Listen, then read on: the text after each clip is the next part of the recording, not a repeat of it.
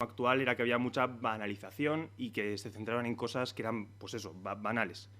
Y quería preguntaros un poco si, por ejemplo, por ahí pueden estar los motivos de pasar a YouTube o de intentar buscar otras plataformas, redes sociales, donde poder hacer un contenido, pues eso, más personal. En mi caso, YouTube ha sido mi carrera entera. Yo soy consciente de que sin YouTube y sin la media inglesa, sin la oportunidad que me dieron de contar las cosas como yo quería, las cosas además que yo quería, pero además también digamos, una plataforma en la que yo estar presente, a lo mejor ahora no sé qué sería de mí, pero desde luego no tendría la oportunidad de contar las cosas como tengo ahora. A lo que voy es que es una plataforma en la que nadie te pone filtros, una plataforma en la que además te da una oportunidad de expresarte como tú quieras, porque es la audiencia quien te elige dentro de lo que es YouTube.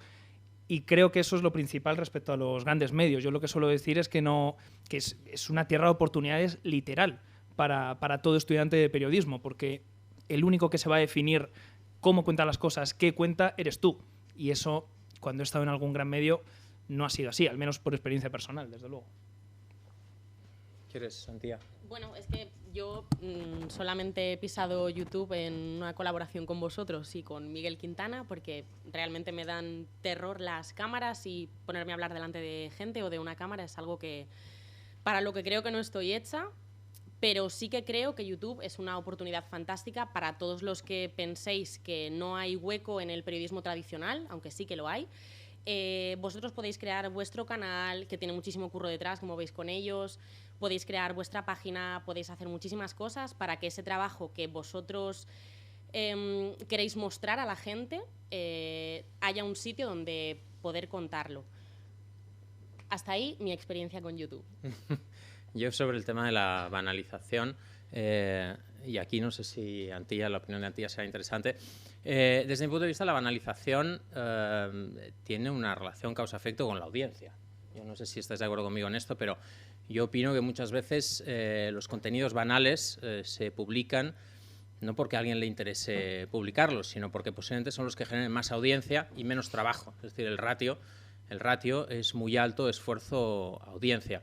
Entonces yo creo que si vivimos una banalización, que estoy de acuerdo con eso, que hoy en día los contenidos periodísticos, deportivos, en general son de una calidad ínfima, me parece que es en buena parte porque prima la inmediatez, el poco trabajo y la viralidad. Entonces estamos acostumbrándonos a ver contenidos absurdos, son contenidos que no aportan nada, son contenidos vacíos.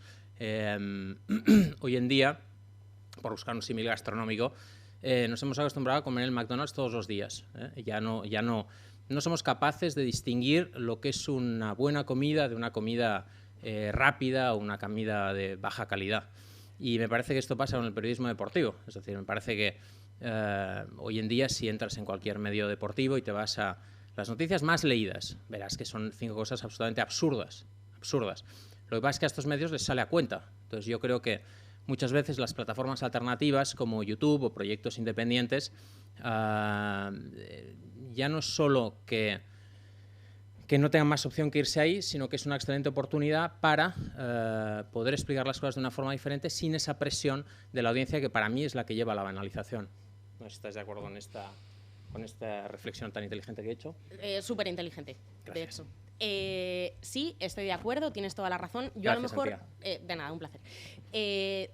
Trabajo en Radio Nacional y a lo mejor es un tipo de radio diferente que no está tan obsesionada con la audiencia. Entonces, en deportes nos podemos permitir hacer cosas un poco más curradas. Es decir, no sé si alguien de aquí ha escuchado en algún momento Tablero Deportivo, que es el programa de carrusel de los fines de semana en los partidos. Para mí hay unos narradores magníficos, no hay publicidad, no hay gritos, no hay nada, es fútbol y baloncesto y el deporte que sea en ese momento. No todo el mundo tiene la suerte de poder estar en un medio en el que lo que se cuente sea el deporte y punto. A veces hay que hacer tonterías, hay que hablar de los mejores peinados de Neymar, hay que hablar de cosas que pide la audiencia y que a lo mejor tú como periodista no te está encantando hacer, pero realmente es lo que pide el medio. Y no solamente hay que culpar al medio, porque a veces la audiencia también te exige eso, y era lo que estabas diciendo tú, cuando los 5 vídeos más vistos son la falda de la tenista de no sé qué, la mujer de no sé cuántos y el peinado de tal... hacen que ese medio cree más contenido sobre eso. Yo tengo la suerte de que a mí nunca me han impuesto sobre qué hablar. De hecho, sé que esto se llama Hablemos de Fútbol, pero yo ahora dirijo el programa de los Juegos Olímpicos en Radio Nacional y me han dejado completa libertad para hacer lo que yo quiera. Me han dicho, Antía, hemos pensado que tú debes hacer un programa sobre esto. Tengo libertad absoluta, nadie me ha dicho nunca, ¿por qué no entrevistas a más hombres o a más mujeres o entrevistas más largas? ¿O por qué no hablas de cosas que sean un poco más virales? Soy una persona afortunada, si dentro de un año, de un mes y medio, tengo que trabajar en otro medio, me adaptaré, pero de momento yo nunca he sentido esa presión de tener que hablar de algo porque es lo que pide la audiencia. Que en los Juegos Olímpicos hay fútbol, ¿eh? Hombre, Que de esta charla Más allá del hombre. fútbol. Y además Inglaterra juega como Gran Bretaña, más opciones. Respecto a lo que has dicho de los contenidos, también una cosa que me parece interesante sobre la banalización del contenido y demás, es que en el periodismo deportivo, siempre lo hablamos en la redacción, tenemos que tener en cuenta que estamos hablando de deporte. Y el deporte, nos guste o no, es ocio. A la hora de transmitir información sobre algo que ya de base es un entretenimiento, también tenemos que tener en cuenta que esa comunicación debe ser acorde a lo que estamos viendo. Nosotros eso lo entendemos como que el fútbol efectivamente tiene una parte de análisis, tiene una parte de información, tiene una parte que se nos exige sobre todo rigor en todo lo que contamos, pero también creo que en el deporte en general hay que tener cierta capacidad de reírse de uno mismo y también de reírse de lo que estás contando, porque tiene un toque de entretenimiento y de ocio que por narices nos tenemos que ceñir a ello. De lo contrario, yo siempre pongo el ejemplo de la política. Incluso creo que en la política se puede comunicar también de una forma distinta, pero la política puede tener un registro, digamos, la información política más serio porque así lo exige el producto que estás tratando. En el caso del deporte, creo que nos movemos en un terreno en el que por narices tenemos que mantener siempre un ojo pegado al ocio y, por tanto, a cómo comunicarlo acorde a ello. También, ya para meterte también en YouTube o, por ejemplo, en la radio, ¿qué consejos daríais a la hora de ahora nosotros, que somos primerizos en esto, cómo poder involucrarnos en ese mundo que así de primeras parece que está un poco como alejado de nosotros? Yo, en cuanto a lo que ha dicho Nacho, me gustaría hacer una puntualización. Problemas. Estoy de acuerdo, pero esto sobre todo es para la gente que no se dedica al periodismo deportivo. A mí me parece que el periodismo deportivo es igual de respetable que cualquier otro tipo de periodismo y que porque tenga ese componente de ocio no quiere decir que seamos más vagos, que nos tomemos las cosas a cachondeo, ni muchísimo menos. Cualquier persona en una redacción, a mí alguna vez me han hecho comentarios, bueno, a mí directamente no, pero sí a algún compañero como... Si narrar un partido es muy fácil. Bueno, a lo mejor sí, porque llevas narrando partidos jugando al FIFA desde que tienes 10 años, pero hay cosas que se preparan. Entonces, que alguien que no se dedique al periodismo deportivo te diga que el periodismo deportivo es una chorrada, no lo es. Tiene componente de ocio, pero es algo muy serio. ¿Cuál era la siguiente pregunta? ¿Cuál era la pregunta? ¿Cuál era la pregunta Pues antes de que hiciera yo este speech? Los consejos. Bueno, que hagáis prácticas cuanto antes. Yo no sé en qué curso estáis, no sé si ya habéis hecho prácticas o no. Mi consejo es que intentéis utilizar las redes sociales para hacer contactos. Yo, por ejemplo, que soy una persona ultra tímida, un año nuevo, estos propósitos como dejar de fumar, ir al gimnasio, pues yo me propuse tener un poco más de morro, porque me cuesta muchísimo hablar con la gente, la verdad. Y creo que es súper importante que conozcáis a más periodistas, que sepáis quiénes os pueden dar trabajo. Por supuesto, no hay que ser pelotas, no es necesario, no hay que ser trepas, por favor. El periodismo está lleno de trepas, no lo seáis. Y... creo que si os lo curráis de verdad, si sabéis ir a los sitios concretos, ya sea canales de YouTube, medios de comunicación tradicionales, y os lo curráis para estar ahí, si estudiáis, el conocimiento no os va a caer del cielo, hay muchas cosas que no sabréis y que tendréis que estudiar, y sobre todo que cualquier cosa que os ofrezcan y que penséis que no estáis preparados, sí, estáis preparados, cualquier cosa. Estáis preparados para narrar un partido, estáis preparados para hacer una entrevista en inglés. Por favor, estudiad idiomas. Estáis preparados para todo. Yo creo que a mí lo que más me ha servido es atreverme. Cuando me han propuesto algo, yo recuerdo que el primer partido que narré, que ni siquiera era una narración porque era minuto y resultado, alineaciones, una zona mixta si acaso y poco más, yo estaba muerta de miedo, pero no podía perder esa oportunidad. Entonces, cuando alguien os diga, ¿queréis hacer un análisis táctico sobre no sé qué partido? Sí, queréis. ¿Queréis hacer una narración sobre tal? Sí, decid que sí a todo porque atreveos a todo y si no os sentís suficientemente capacitados, que si lo estáis, pues empollad antes de poneros a hablar o a escribir o lo que sea delante de la gente. Pregunta, un estudiante, te pregunto porque no sé qué opinas tú, ¿debe trabajar gratis? Me alegro de que me hagas esa pregunta. Creo que como el periodismo es una profesión tan bonita y la tenemos idealizada, pensamos que se puede trabajar gratis. Yo creo que no se debe trabajar gratis porque nos tienen que pagar por los conocimientos que tenemos. Y los conocimientos son muy valiosos. Ahora bien, a lo mejor cuando tenemos 19 años, nosotros podemos tomar la decisión de escribir un artículo una vez al mes en algún periódico porque a nosotros nos apetezca, pero no con la presión de pensar que vamos a conseguir ese trabajo, sino porque a ti realmente te apetezca. Pero no, tenemos que cobrar por los conocimientos que tenemos. Estoy de acuerdo. Nacho, ¿quieres? No, yo sobre los consejos que ha dado Antía, creo que hay una parte que, al menos en mi experiencia personal, es muy importante, es perderle el miedo a todo lo que has dicho, pero sobre todo una cosa que yo veo que tiene mucho miedo la gente es al directo. Para mí, estar en directo, enfrentarme a lo que sea, ya sea radio, sea televisión, sea lo que sea, pero enfrentarme a los contenidos en directo es el mejor aprendizaje que he tenido en mi vida, porque es cuando entiendes que el periodismo no tiene por qué tener cortes. Ahora que nosotros hablamos de YouTube, YouTube está lleno de cortes. Entiendes también la responsabilidad que tienes delante de una cámara o delante de un micrófono y además creo que evolucionas a la hora de comunicar como no te han podido enseñar en tu vida. Sé que es un detalle como muy pequeño dentro de todo lo que hemos comentado, pero de verdad que creo que el directo es el mejor aprendizaje a la hora de aprender a comunicar que se puede tener. No tengo nada más que añadir, lo he dicho todo. Vale. Sobre todo, perdón, ¿puedo decir una cosa? Sí, claro. Ya sé que venís por ellos, pero yo tengo muchas cosas que contar. Suerte que eras tímida y no te gustaba hablar. ¿Verdad? Me estoy Si quieres, estoy soltando. Nacho, dáselo, ya compartimos nosotros. Vale, ya me he olvidado de lo que iba a decir. Que sí, que Nacho tiene toda la razón del mundo, que lo de los directos es algo que parece que nos da muchísimo miedo, pero hay que enfrentarse a ello y sobre todo hacerlo con el máximo respeto, porque cuando estáis en un vídeo de YouTube o en un directo en la radio, hay gente que os está escuchando. Podéis ser como yo, de las personas que piensan que detrás no hay nada, mi madre y a lo mejor alguna persona más y ya está, pero hay gente detrás, hay gente que os escucha, hay gente que os ve, tenéis que tratar la información con el máximo respeto. Eso era lo que quería añadir. Muy bien, Ya impecable.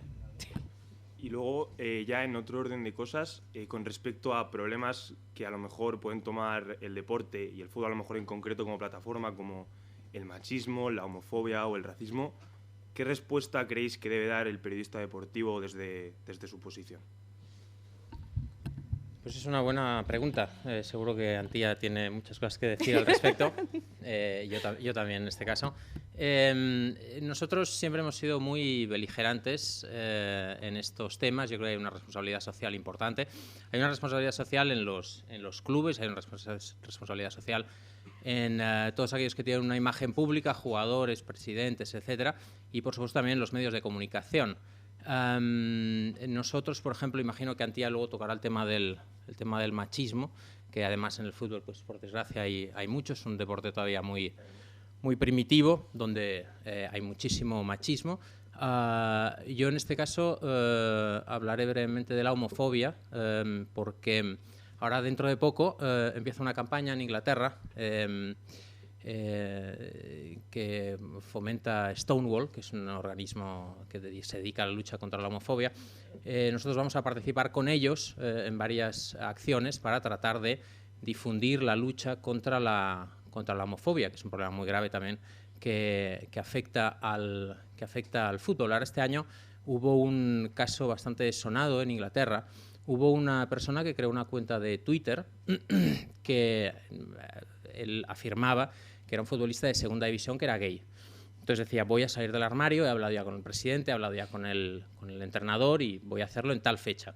Y al final no lo hizo. No sabemos si es porque era una historia que era mentira, que es una posibilidad, o bien porque a última hora no se atrevió a hacerlo. Lo cierto es que en el fútbol hay muchos futbolistas gays, muchos. En algunos casos, algunos de ellos han salido del armario cuando se han retirado, en otros, bueno, pues es más o menos Vox Populi que lo son, pero pues ellos no se atreven a salir y, por supuesto, la responsabilidad, digamos, la responsabilidad al final corresponde, es personal e individual. Pero el fútbol tiene un problema con esto, tiene un problema muy grave, porque hay una serie de trabajadores importantes, y además un porcentaje importante, que no se atreven a hablar o a compartir su orientación sexual por miedo a las represalias. Entonces yo creo que en este sentido, en la homofobia, los medios de comunicación deben jugar un papel muy importante y ser muy cuidadosos con el lenguaje y los mensajes que uno transmite. Porque igual que pasa con el machismo, y seguro que Antía tiene 1000 ejemplos, muchas veces podemos transmitir mensajes incorrectos sin querer. Entonces creo que en este sentido los medios tienen una responsabilidad muy importante cuidando mucho el lenguaje y cuidando la forma en que envías los mensajes. Sí, absolutamente de acuerdo. A veces cometemos errores sin querer. Yo estoy casi segura de que en varios momentos de mi vida he lanzado mensajes machistas sin pretenderlo, desde luego. Y es una cosa que se puede ir aprendiendo, no pasa nada. Todos tenemos un pensamiento a lo mejor un poco primitivo que se puede ir puliendo y no hay ningún problema. Los medios de comunicación efectivamente tenemos esa responsabilidad y si tenemos que pensar 2 veces el mensaje que vamos a lanzar, lo pensamos, evidentemente. Con temas de machismo, que igual es lo que más me toca, bueno, huelga de futbolistas, mujeres, igual si los futbolistas hombres lo apoyasen una jornada habría convenio colectivo inmediatamente, puede ser. No he oído a muchos futbolistas apoyar la causa. En Twitter yo he visto un par. Iniesta. Y los que lo han hecho les ha caído, Bueno, tiene que ser complicado, pero si uno levanta la voz y los demás le siguen, ya está. Es muy importante que los futbolistas apoyen a sus compañeras porque al final se dedican al mismo deporte, es lo mismo. Y bueno, luego en cuanto a la responsabilidad de los medios de comunicación, por ejemplo, la Supercopa se debe llevar a determinado país porque así se visualiza, porque así se visualiza. Es una vergüenza absoluta. Efectivamente. Y los medios de comunicación no tenemos que llevar allí un partido para decir, mirad lo que hay en este país. Bueno, las mujeres podrán entrar un día. ¿Qué he hecho yo por ese país? No, ¿deberían los medios boicotear el partido? Sí. Pero existe la posibilidad de negarse a cubrirlo estando dentro del medio. Yo no dirijo ningún medio de comunicación. Todavía, Antía. Puede ser. Todavía. Luego ya no te cierres puertas. Tomo. Creo que es complicado porque efectivamente hay medios que se deben a la audiencia. Los que no, creo que la mejor forma de visualizar que hay un país que no tiene los derechos humanos que debe tener cualquier persona, sí que se puede permitir el lujo de visualizar la falta de derechos humanos en ese país no cubriéndolo. A mí sobre el tema de la homofobia que hemos tocado también, creo que es muy importante ver también el papel que tenemos los medios de comunicación a la hora de ayudar a todos estos trabajadores, como bien ha dicho Ile, porque al final son trabajadores que en un entorno bastante hostil respecto a su condición sexual no consiguen expresarse como lo que realmente son. Siempre pongo el mismo ejemplo y tú, por ejemplo, lo entenderás bien. Virgil van Dijk. Virgil van Dijk es un tipo que en el Liverpool siempre lo adoran por ser un tipo que representa la fortaleza, la envergadura, la resistencia. La fuerza bruta. Realmente es eso, es pura fuerza bruta. Imaginaos si mañana mismo Virgil van Dijk dice que es homosexual. Imaginaos lo que sería eso. Porque ya no solo sería las aficiones rivales. Estoy convencido de que dentro de su propia afición habría muchísima gente que dejaría de comprar su camiseta, que dejaría, al menos que dejaría de poner su imagen como un icono de su equipo. Porque el fútbol, ya lo he dicho Ile antes, todavía tiene un toque muy primitivo y tiene mucha testosterona que hay que intentar poco a poco ir mitigando. Pero es una realidad que dentro de la propia afición del Liverpool, ya no os digo de la de fuera, que los insultos los podéis imaginar, habría mucha gente que dejaría de tenerlo como símbolo porque ya no representa esas cosas, simplemente por el hecho de ser homosexual. Y en todo ese digamos, entorno, creo que los medios de comunicación somos fundamentales, porque ese jugador va a necesitar mucho apoyo, y por supuesto que lo va a tener, pero ese jugador también tiene que ser consciente de que va a vivir un absoluto infierno, pero un infierno en cada campo al que vaya.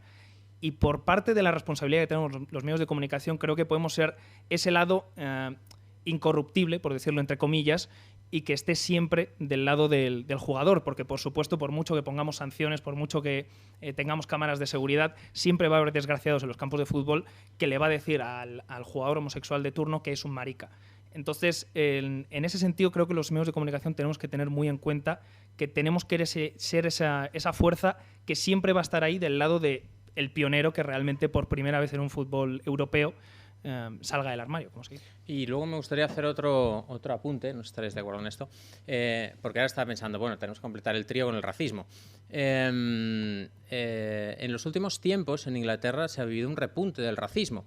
Cuando uno pensaba que ya no volveríamos a los tiempos nefastos de los años 80, en los cuales un jugador cogía el balón y todo el estadio le insultaba por ser negro, en los últimos tiempos hemos vivido muchos episodios de este tipo, muchos episodios.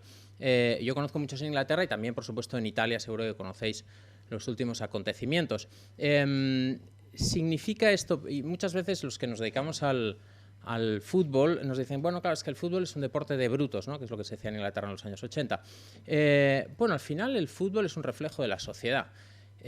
Yo creo que exista un repunte del racismo en Inglaterra y en Italia, por ejemplo, no es algo que esté desconectado de lo que está pasando en sus sociedades. La sociedad inglesa, con el tema del Brexit, lógicamente ha vivido una polarización, la xenofobia ha repuntado, Nigel Farage ha hecho mucho al respecto con el UKIP.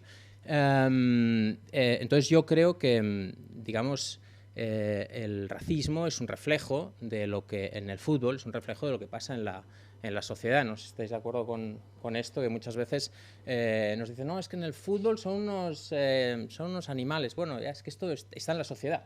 O sea, en realidad esto es algo que pasa en un estadio de fútbol porque gozas de la impunidad de la masa, pero que en realidad esa gente luego se va a su trabajo y piensa exactamente lo mismo. Hombre, es verdad que dentro del fútbol creo que es el deporte más complicado al respecto, porque ya en la NBA hubo un caso de un jugador que se declaró abiertamente homosexual, se apellidaba Collins, pero el nombre no me acuerdo. Pensé que ibas a decir que se declaró abiertamente negro. Bueno, ¿sabes? Y pensé, digo, pues... menos mal. Le costó tiempo entender la situación. Menos mal. Pero creo que también ahí hay que tener en cuenta que dentro de lo que es un estadio de fútbol, muchas veces hay un componente de la forma en la que entendemos el fútbol que en otros deportes creo que hay diferenciación. Además, ya me extrañaba que no quisieras apuntar. Quiero apuntar, quiero hacer un apunte. Lo que has dicho sobre que el fútbol es el reflejo de la sociedad es absoluto. Es el reflejo de la sociedad y de la suciedad, de las dos cosas. Ambas, sin duda. Por ejemplo, yo que critico muchísimo que haya, bueno, yo y la mayoría de gente, que haya grupos ultras dentro de los estadios, y cuando la gente dice, bueno, pero es que estos grupos ultras es gente que ha quedado para pegarse y punto. Sí, ha quedado para pegarse y punto, pero llevan además la camiseta de un equipo. No se puede separar una cosa de la otra. Y si resulta que los aficionados de tal equipo italiano son súper racistas, si resulta que los aficionados de tal equipo español son súper machistas, debe ir también con ese pin del club. Es decir, no se puede separar. Y sí, lamentablemente, es un reflejo de la sociedad, que seguimos siendo machistas, racistas, xenófobos. Es muy triste. Qué tristeza. Bueno, y luego también un poco con el tema de la Supercopa de Arabia, que es un problema así un poco que es ahora cercano por lo de la Supercopa. Pero también en el caso de ya más bien la realización y todo esto, en televisión sobre todo, el tema de la publicidad de casas de apuestas, o sea, realmente es posible negarse, como he dicho antes, lo de la publicidad, por ejemplo, a hacer lo de la Supercopa de Arabia. ¿Es posible negarse a no hacer esta publicidad? Porque a mí lo que me pasa es cuando veo un partido en Gol, por ejemplo, que se ponen en entretiempo a hacer 50 anuncios y sale el chico a promocionar la casa de apuestas, yo digo, yo es que eso no quiero hacerlo como periodista. O sea, os quería preguntar si habéis tenido alguna experiencia o algo relacionado con las casas de apuestas, de negaros o algo así. Bueno, nosotros con casas de apuestas hemos tenido muchas experiencias de todo tipo. A ver, ¿por dónde empezar? Nosotros... Se viene metralleta, ¿eh? No, bueno, no, voy a explicar las historias. Nosotros en verano de 2018 hicimos una cosa, no como la media inglesa, pero hicimos una cosa a nivel personal con una casa de apuestas, en el verano de 2018.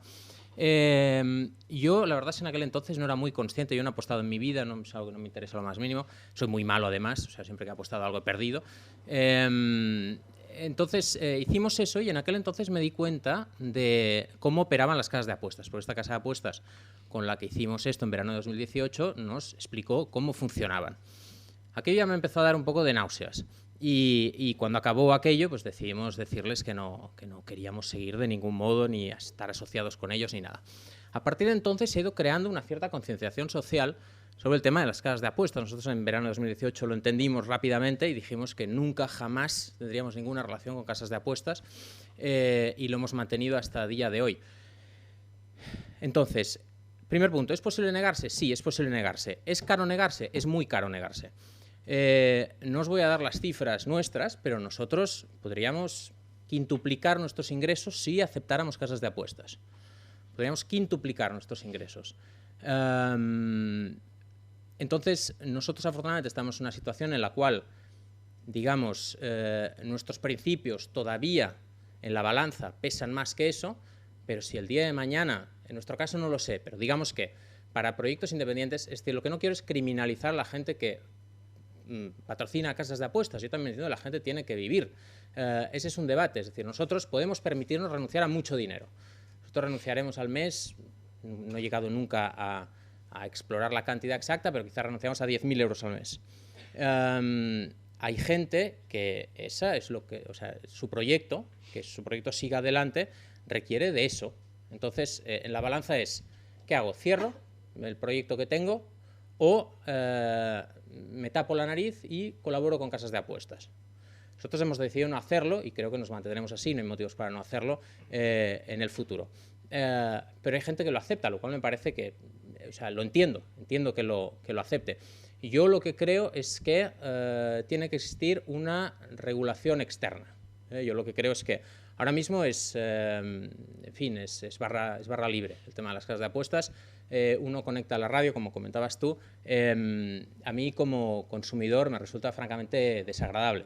Uno conecta a la radio y una cosa que a mí me impactó, porque yo esto no lo entendía al principio, ¿cómo es posible que en un mismo medio, en un mismo espacio, se patrocinen 7 casas de apuestas diferentes? Esto es una cosa que a mí me impacta, porque además hay un problema incluso de lenguaje, porque, claro, dicen, apuesta aquí, la mejor casa de apuestas, 2 minutos después, apuesta en la otra, la número 1 de tal, a ver un segundo, porque en el mismo sitio me está diciendo que la número 1 son 7 seguidas, o sea, esto no puede ser, aquí hay un problema evidente. ¿Cuántos rankings usáis? Claro, ¿cuántos rankings usáis? O sea, pero a todos les sale que es la número 1. Entonces, yo lo que creo es que tiene que existir una regulación externa del gobierno diciendo, oigan, como pasó con el tabaco y con el alcohol en su día, decir, oigan, ¿saben qué? No se puede promocionar en estos medios, no se puede promocionar en estos horarios, no se puede promocionar de este modo, no se puede promocionar equipos de fútbol, que es lo que pasó con el tabaco y con el alcohol. Entonces, yo creo que eso es lo que tiene que suceder. También creo que es un esfuerzo por parte de todos. Yo he visto, por ejemplo, críticas a compañeros que han usado las casas de apuestas para financiarse, pero también me da la sensación de que esas mismas críticas no se plantean el otro lado. Es decir, el periodista por algún sitio tiene que financiar un proyecto independiente. Nosotros creo que lo importante de rechazar casas de apuestas es que ha sido un pilar fundamental de crear nuestra comunidad. Nuestra comunidad a nosotros nos ha desmontado, al menos a mí, me ha desmontado completamente la idea que yo tenía sobre que en España y en Latinoamérica, porque realmente es imposible separar España y Latinoamérica en nuestro sentido, que no se paga por el contenido que gusta o que la audiencia considera que vale. Nosotros estamos viendo una audiencia que en el momento que ve que nosotros como comunicadores tenemos unos valores que ellos comparten y tenemos un proyecto independiente que en este caso, por ejemplo, no cuenta con casas de apuestas, ellos responden de la misma forma pagando por lo que ven. Y eso creo que muchas veces es una parte de la ecuación que mucha gente se salta. Vale, por un lado, puede que toda esta gente que te está criticando no pagaría por lo que tú estás haciendo, pero el contenido que tú estás haciendo también digamos que tiene esa responsabilidad y tiene ese esfuerzo y esa calidad como para que la gente pague por ello. Es verdad que es complicado en el mundo del periodismo, pero al menos nosotros nos hemos dado cuenta de eso, de que ha sido fundamental a la hora de rechazar casas de apuestas esa construcción de comunidad que se siente identificados con esa decisión.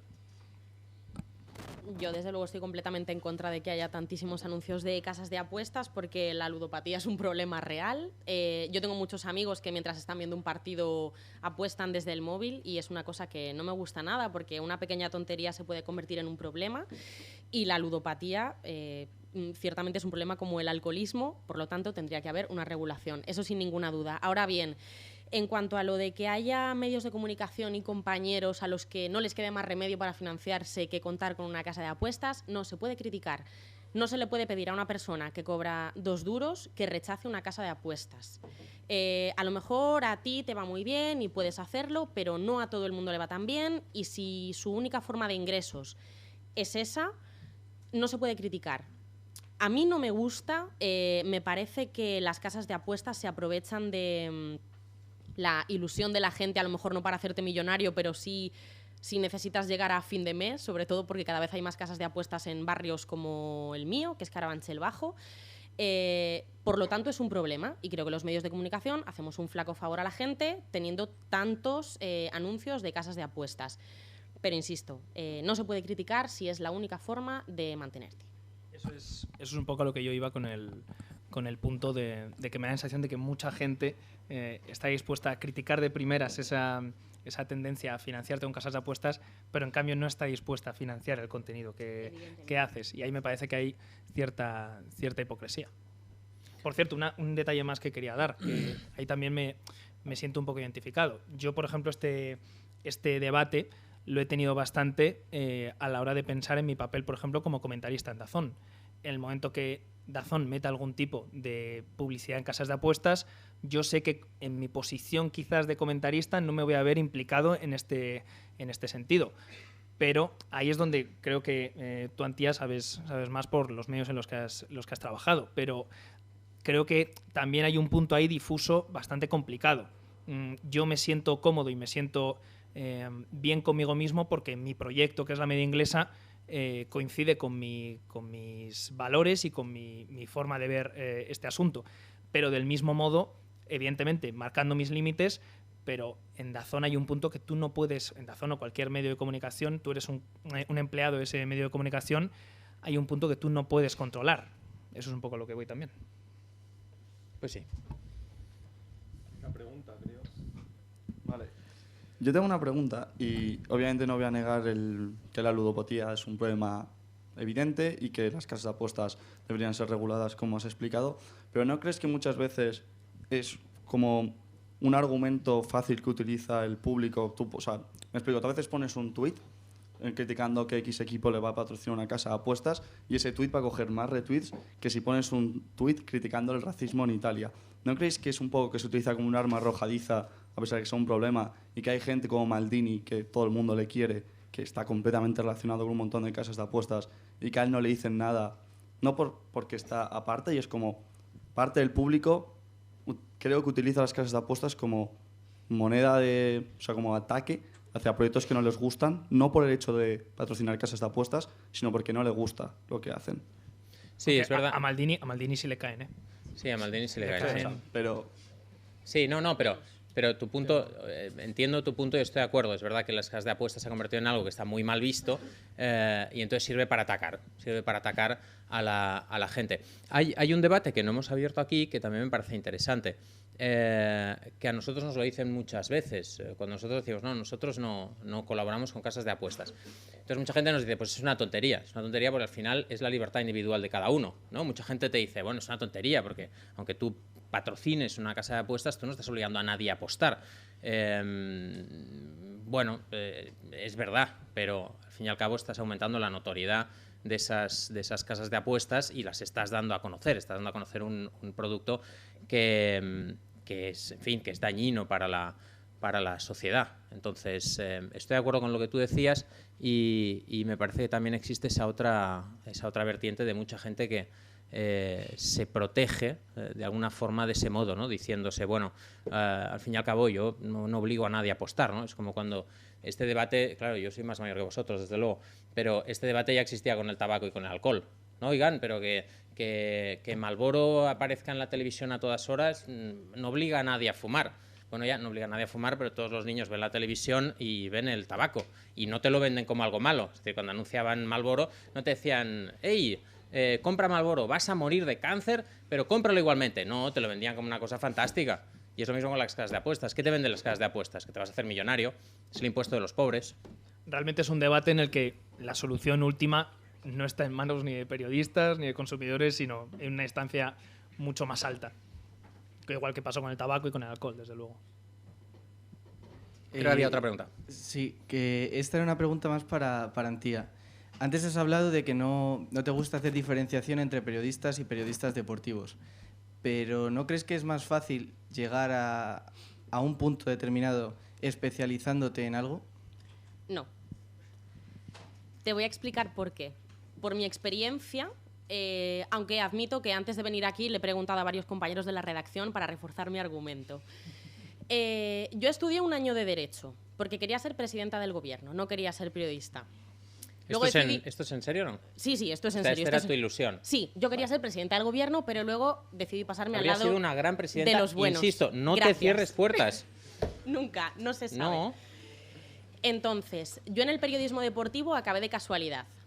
Puedo soltar un rollo de 1 minuto y medio, ¿no? ¿Puedo? Sí, Minuto sí. 15 Vale. máximo te damos. Yo acabé en el periodismo deportivo de casualidad porque la primera entrevista a la que fui para hacer unas prácticas en la carrera, que fue en segundo de carrera, si no recuerdo mal, es el único trabajo en el que me han rechazado en mi vida. Casi se rieron en mi cara, que era una agencia de publicidad. Entonces yo salí de ahí súper disgustada, llamé a mi abuela por teléfono y me dijo, Antía, pero ¿y por qué no pruebas en la radio? Si de pequeña te gustaba hablar por la radio y no sé qué, hacer que hablabas, que tenías un programa. Y dije, bueno. Y entonces eché el currículum en una radio muy pequeñita en la que luego estuve un tiempo sin cobrar, no hagáis eso, pero aprendí mucho. Y resulta que el hueco que había en ese momento era deportes. Yo empezaba hablando sobre las portadas, era tartamuda por aquel entonces, no era capaz de hilar 2 palabras seguidas. ¿Cómo han cambiado los tiempos? ¿Verdad? Y al final, los trabajos que me fueron saliendo, casi todos iban relacionados con deporte, pero yo he hecho muchísimas más cosas que deportes. Y si estoy especializada en deporte, es por las prácticas que he ido haciendo y por los trabajos que he ido teniendo, que han sido de todo tipo. Entonces, no, creo que especializarte en algo está bien cuando ya llevas una carrera, pero creo también que es cerrarte puertas, sobre todo por lo que tú puedas pensar, porque si tú te obsesionas con que única y exclusivamente quieres ser periodista deportivo, si fracasas, el chasco va a ser brutal. Entonces yo creo que lo mejor es centrarse en ser periodista. Creo que los periodistas deben hacer una crónica parlamentaria, una crónica sobre economía y hacer un minuto y resultado de un partido de tenis de la misma forma, porque nos tenemos que preparar para hacer todo. Creo que especializarse es una buena idea una vez pase un tiempo. De momento, yo intentaría abarcar todo, lo máximo posible. No sé si he contestado a tu pregunta. Ha sido 1 minuto y medio un poco largo, ¿eh? Tengo que decirte. 2. ¿Estamos en el turno de preguntas ya oficialmente? Había Vale. unas preguntas espontáneas, pero... Vale. ¿Hay alguna otra pregunta espontánea o regresamos al...? Toma, hay otra. Es el mismo. Bueno, en principio es para vosotros 2 de la media inglesa, la primera parte, pero luego también se puede pasar. Es sobre vosotros como la Premier League ha pasado de estar de Movistar a pasar a estar en DAZN, gente que le ha venido bien. Y bueno, ¿vosotros qué consideráis? ¿Creéis que eso ha sido un paso positivo? El de la Premier League que pase de Movistar a una plataforma nueva en España como es DAZN. Y luego, abriendo la pregunta, ¿qué pensáis que va a significar para el periodismo deportivo en España y para los deportes en España la llegada de una plataforma como ella? ¿Cuál creéis que es el techo y cómo creéis que va a cambiar la forma de ver todo esto? Buena pregunta. Nacho, tú que trabajas ahí no vas a poder decir absolutamente nada malo. Prometo que no será un mensaje chauvinista, pero yo como consumidor porque yo empecé consumiendo DAZN como consumidor y no como trabajador de la empresa, creo que es exactamente en lo que yo busco que se convierta la retransmisión de los deportes. Movistar al final, ya nos habíamos acostumbrado a ese modelo, pero tú tienes que pagar todo un paquete que casi ocupa toda tu casa para ver un partido del Real Madrid o del Barcelona. En el caso de DAZN, creo que, al igual que Netflix, creo que Netflix también, ese modelo de consumo de contenidos audiovisuales ha ayudado bastante porque ha acostumbrado a la gente a ver de verdad las virtudes del streaming de pago, de que quizás, vale, no pagas 10 euros mensuales, te miras estos enlaces pirata, pero lo cómodo que es estar viéndote una serie en Netflix y que te salte el siguiente capítulo en alta definición. Yo creo que eso ha cambiado poco a poco la mentalidad de la gente, y en el caso de DAZN, a mí al menos me compensa mucho más ese pago mensual que se hace sin tener que arrastrar el teléfono, la televisión, todo, como pasaba antes con Movistar, para consumir lo que yo quiero. Luego ya podríamos entrar en el tema de precio, eso ya no es asunto mío, pero desde luego creo que es el futuro. Y por ejemplo, yo antes, ahora ya no puedo tanto por desgracia, pero era muy consumidor de NBA. A mí el League Pass de la NBA me parece de lo mejor que hay en el mundo, si eres fan de la liga. De hecho, realmente mi escenario perfecto sería que la Premier League en algún momento se inventara algún tipo de League Pass. Ya es más complicado por el tema del fútbol, pero es eso lo que creo que tiene que evolucionar los deportes en ese tipo de plataformas. Para mí, desde luego, ha sido un salto como consumidor enorme. Respecto al tema del efecto sobre la Premier League, no tenemos datos. Yo los he buscado varias veces para saber un poco cuál es el impacto, pero no hay datos. A mí me gustaría saber cuál era la audiencia de la Premier League en Movistar y cuántos suscriptores tiene DAZN y qué audiencia tienen sus partidos. Porque, lógicamente, a mí me interesa que mucha gente vea los partidos.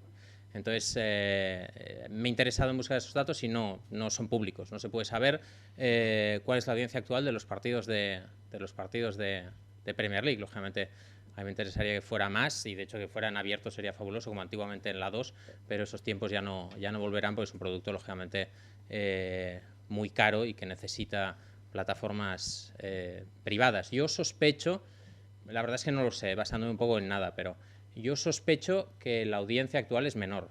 Dentro de 5 años no lo sé, pero yo sospecho que actualmente es menor. O sea, yo creo que ahora actualmente en España hay menos gente que ve los partidos de la Premier League de lo que los veía hace un año o 2 años. Pero es mi impresión basada un poco en cuestiones personales, en charlas personales. Vale. Y bueno, por otro lado, además de hacer periodismo deportivo de la manera tradicional en YouTube o en la radio o en la televisión, no sé si tenéis alguna experiencia de otras formas de hacer periodismo deportivo o de otros trabajos que pueden hacer periodistas deportivos, como por ejemplo jefe de prensa, o a lo mejor ahora estamos viendo muchos jóvenes que están especializados, que se meten a analistas tácticos. No sé si tenéis alguna experiencia y si nos podéis explicar un poco ese mundo o algo así.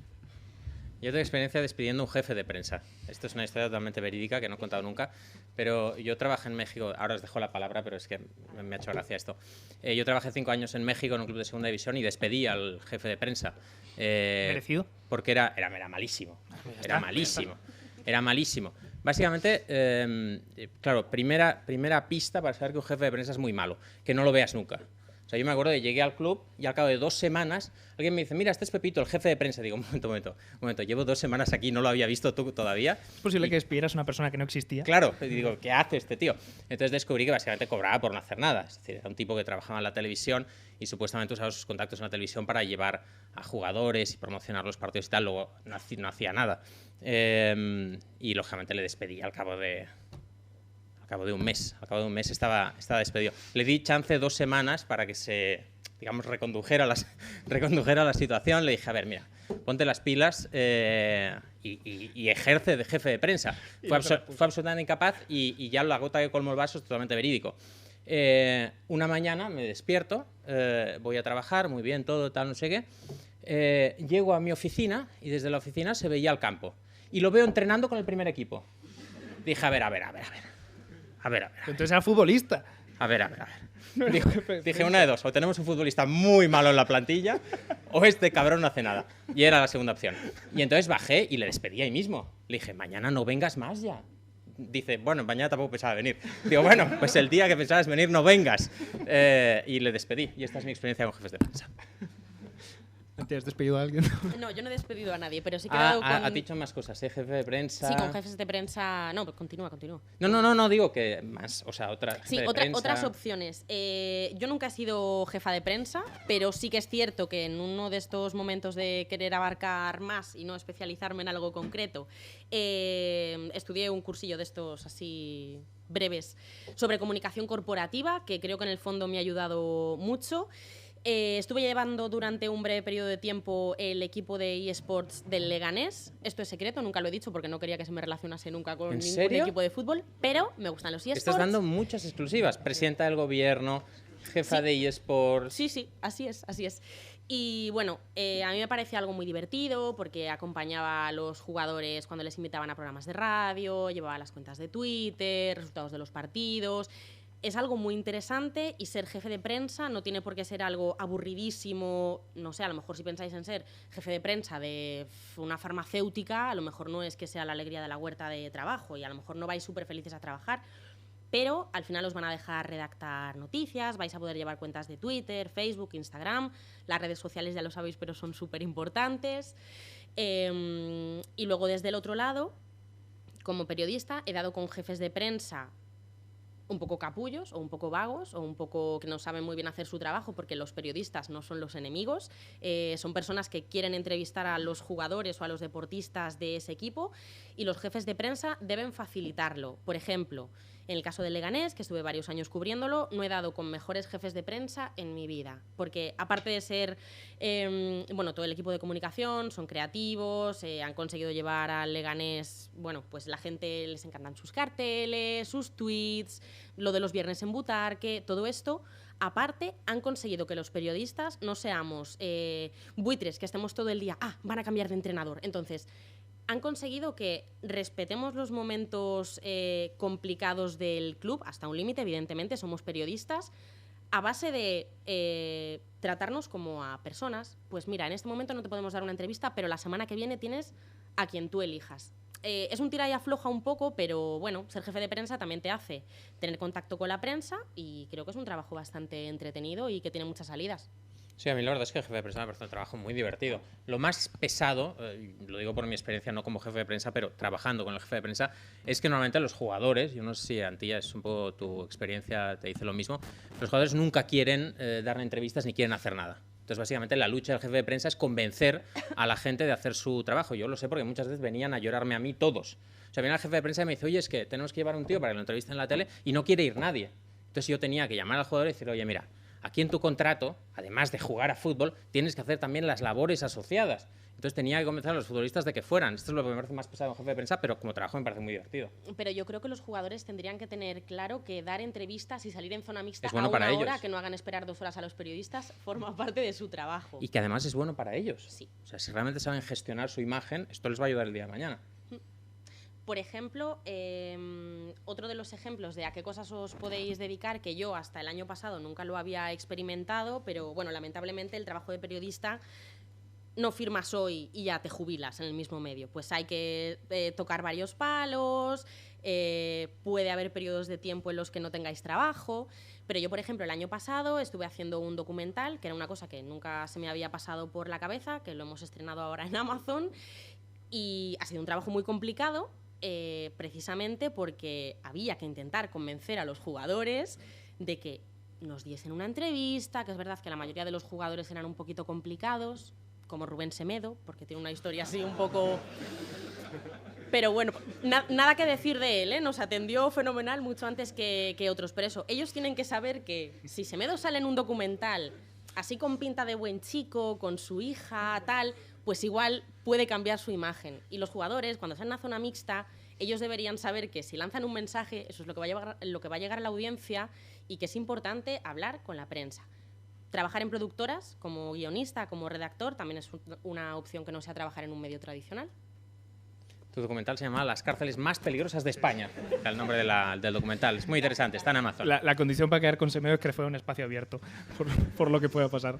Yo soy bastante más joven que vosotros, entonces no he tenido... sabía que esto iba a causar... Pero no he tenido oportunidad de trabajar en otros departamentos como tal. Pero sí que lo único que podría aportar en este sentido es que yo en mi tiempo de prácticas sí que me di cuenta de la parte que... Porque yo, al contrario del consejo de Antía, que creo que es muy acertado, yo toda mi vida he estado enfocado en periodismo deportivo. Y al 100%, y luego nivel de especialización, fútbol inglés. O sea, no puedo especializarme más. Y ha ido bien. Claro, pero entiendo tu consejo, efectivamente. Y a lo que voy es que me di cuenta del mundillo que es ahora mismo el tema de las webs, el tema del clickbait, el tema de engañar al consumidor de contenido, hasta el punto de que considero que es otro terreno respecto a lo que hacemos, por ejemplo, nosotros tres. Yo, para que os hagáis una idea, he llegado a hacer una noticia de que Cristiano Ronaldo se estaba haciendo un control de sangre y lo he vendido por redes sociales como que Cristiano Ronaldo se está desangrando. Ese es el nivel. Claro, yo al salir de allí... Pues yo no veo ninguna mentira ahí. A cierto nivel... No veo fisuras en ese titular. A cierto nivel se está desangrando. Claro. La gente que nos insultó por Facebook sí vio fisuras, pero nosotros al menos... pero luego, al terminar esa etapa de práctica, sí que me di cuenta de que también estar en esa parte... quiero decir, experimentar lo malo también te hace valorar luego lo que quieres hacer de verdad y no solo verlo desde fuera. Nosotros en la media inglesa hemos tenido mucha gente que ha acabado en sitios muy diferentes. Lo digo para que, por si os interesan nuevas opciones. Teníamos un chico, además ha habido de todo realmente, desde gente que ha acabado efectivamente en periodismo deportivo. Teníamos un chico que escribía que se llama Carlos Martín Río, que era muy del Fulham, que está en Panenka desde hace mucho tiempo. Está Javi Torres, que ahora está en Deportes 4. Andoni de la Torre está ahora en el departamento de comunicación del Athletic Club, que además es su sueño porque él es muy del Athletic. ¿Quién más? Cintia está en comunicación corporativa del Santander, del banco. Y quiero decir que al final hay mil salidas. Lo importante es tener claro pues cuáles te hacen feliz a ti, yo creo, ¿no? Y dirigir tus pasos hacia ahí. Y te iba a poner el ejemplo de Chuso. Chuso está se encargaba más del apartado audiovisual y ahora está en Eurogamer como cara visible, así que fíjate. Hace unas cosas extrañísimas que no entiendo. Pero es muy gracioso. No, en serio, hace unos directos de juegos que no entiendo. Perdón. Y luego ya también a la hora de hacer más el oficio, a la hora de seguir un club, de conseguir entrevistas, ese tipo de cosas, no sé si podríais darnos algún consejo en ese sentido también. Tengo varios. No, ¿sabes qué pasa? Claro, yo básicamente he trabajado en tema entrevistas con Premier League y clubes ingleses. Y mi experiencia es que es una barrera. O sea, realmente los clubes lo que tratan es de que nunca llegues a hacer tus entrevistas. Me ha pasado varias veces pactar con un jugador, oye, ¿te puedo entrevistar mañana en Watford? Sí, ningún problema, vente mañana, solo avisa al club. Ya cuando te dicen avisa al club, dices, estoy muerto porque el club jamás me va a dejar pasar. Tú les dices, no, pero oye, es que ya he pactado con él, de verdad va a ser una cosa muy sencilla, voy a vender que es un chico fabuloso y tal, no sé qué, bueno, ya va a estar en la cárcel, no importa, hablaremos súper bien de él. No hay forma. O sea, no hay forma, es un obstáculo insalvable. Entonces, yo todas las entrevistas que he conseguido ha sido por fuera, siempre por fuera, de relación personal con los jugadores y, oye, nos vamos a tu casa o a una cafetería o donde sea, pero huir del club. Esta es mi experiencia personal con clubes de fútbol y entrevistas. Yo creo además que el ambiente últimamente respecto a la relación futbolistas, medios de comunicación, hasta el punto de que muchos futbolistas se quieren saltar ese paso para ser ellos mismos los que comunican sobre su vida, sobre su carrera, está todo tan viciado que creo que es precisamente una buena oportunidad para que vuelvan a ver a periodistas que se sientan, en el caso de tener la oportunidad de la entrevista, periodistas que de verdad se interesen por su carrera, que de verdad se interesen por dejar de esos temas tan banales que normalmente les intentan preguntar. Por ejemplo, yo no me gusta en este sentido señalar a ningún compañero, pero yo estoy seguro de que la próxima entrevista que le hagan a Niko Mirotic, en el que le abren de baloncesto, Niko Mirotic la va a valorar bastante. Y en ese sentido, creo que es también una oportunidad, tal y como está el periodismo deportivo ahora, para que demos un pasito más en las entrevistas y tratemos de que de verdad darle valor y sentirse valorado al entrevistado. Ya que has puesto ese ejemplo, es comprensible que a veces algunos jefes de prensa, como Carlas Cascante, si no me equivoco, es el jefe de prensa, vean a los periodistas como el enemigo, porque a veces, cuando vamos de esas formas, somos el enemigo. Estamos haciendo daño a un jugador, estamos haciendo una pregunta, sobre todo fuera de la zona mixta, cuando no te han asignado a un jugador. Es decir, normalmente, después de los partidos, esto parece que es algo evidente, pero no lo es, en cada equipo suelen elegir a un par de jugadores para que salgan a la zona mixta y solamente les puedes preguntar a esos 2 jugadores. ¿Le puedo hacer 3 minutos una entrevista personalizada a Sergio Ramos? Puedo preguntarlo, pero la respuesta normalmente va a ser no. En equipos grandes este tipo de cosas no se puede hacer. En equipos pequeños, si tienes un programa en directo, le puedes hacer 5 minutos a Bustinza, por ejemplo. La relación con los jefes de prensa tiene que ser no buena, pero sí cordial y profesional, porque efectivamente muchas veces nos gustaría saltárnoslo, pero si un jefe de prensa no nos deja hacer una entrevista y luego pretendemos hacer otra, seguramente va a venir y nos va a decir que esa entrevista ya no podemos hacerla. Entonces, bueno, es un poco complicado, hay que ceñirse a las reglas. Eso en cuanto a las zonas mixtas. Cuando quieres hacer entrevistas personalizadas, tienes que mandar muchos mails, muchas llamadas de teléfono. Puede que pasen incluso meses para que tú tengas a un jugador en tu programa, pero bueno, son cosas con las que hay que lidiar a diario. Pero es verdad que los jefes de prensa con eso tienen que... O sea, es un trabajo, yo creo, que no se valora lo suficiente. O sea, en el momento que un periodista se salta esa línea un poco... ese cordón, vamos a llamarlo así, Sí, que es un cordón, literal. Sabes que a Mirotic no le va a preguntar sobre la zona 2-3. O sea, le va a caer una pregunta pues como lo que visteis. Quería decir algo y se me ha ido. No, de los jefes de prensa, que hay algunos que son muy pesados también. Pero también está el jefe de prensa, que yo entiendo su trabajo, es controlar el mensaje, pero estás entrevistando a un jugador y está ahí puesto todo el rato. Yo me acuerdo, yo he tenido que cambiar muchas entrevistas de idioma para que el jefe de prensa lo entendiera. Que es un poco absurdo. O sea, te vas a un club de la Premier League a entrevistar a alguien que habla español. Entonces, a mí me da igual hacerlo en inglés o en español, pero para mí es mejor en español porque él te va a explicar más cosas y va a explicar mejor. Entonces, como está el jefe de prensa delante y tiene que controlar todo el mensaje, te dice, ¿podéis hacerla en inglés para que yo lo entienda todo? Entonces, es como la señora que estaba antiguamente, ¿sabes? Cuando salían las parejas, que estaba ahí detrás, cotilleando, a ver que no se besen. No, pues no nos vamos a besar, solo quiero preguntarle a este desgraciado. Realmente hay zonas mixtas, incluso la del Bernabéu siempre me ha llamado mucho la atención, porque la del Bernabéu a veces tengo la sensación de que por un lado está tirando el jugador el jefe de prensa y por otro los periodistas estamos agarrándole. Y es una sensación muy rara. Había una pregunta. Vale, sobre el tema de Mirotic que habéis comentado, y obviando la parte de que no era un jugador que había salido a zona mixta, ni siquiera era zona mixta y que se estaban yendo del vestuario, una de las cosas que a mí más me sorprende en el vídeo es que el jefe de prensa alega sobre el rigor periodístico que tiene la pregunta en el momento que menciona a Rata. Teniendo en cuenta que el médico del Real Madrid en un vídeo que emitió, o sea, que publicó Real Madrid Televisión, llama a Rata a Mirotic, que fue el cántico más sonado y que había gente disfrazada de rata en el público, ¿vosotros creéis que preguntarle a Mirotic qué te ha parecido el recibimiento, qué te ha parecido que te llamen rata, tiene o no rigor periodístico? Yo creo que lo principal es preguntarle al periodista en concreto qué está buscando con esa pregunta. ¿Qué va más allá de esa pregunta? O sea, ¿qué pretendes que te diga Niko Mirotic? Porque la respuesta que llamaríamos correcta o formal sería me da igual, y la respuesta incendiaria sería echar más leña al fuego. Yo creo que por ahí van un poco los tiros. Yo creo que lo que el jefe de prensa le dice a ese periodista es lo que no se puede explicar es qué es exactamente, cuál es el trasfondo de esa pregunta. ¿Vas a añadir algo más al hecho noticioso? Que estoy de acuerdo contigo, que sí que lo es.